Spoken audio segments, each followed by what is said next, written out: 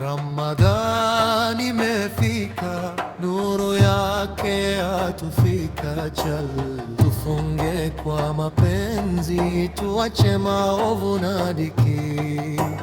Mtume Muhammad katufunza kwa hekima na huruma, tuwasaidie maskini, tupate radhi ya Mola Rahma. Watu wa visiwa vyetu vya Zanzibar wasikie wito, kutoka Unguja hadi Pemba, sote tuwe na mwito.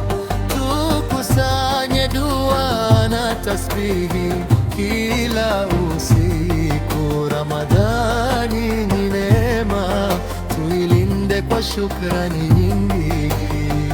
Ewe Mola wa rehema, tupe baraka tele, walinde watu wa Zanzibar kwa neema zako mbele. Unguja na Pemba wabaki na amani. Ramadhani iwe nuru kwa kila mwana imani.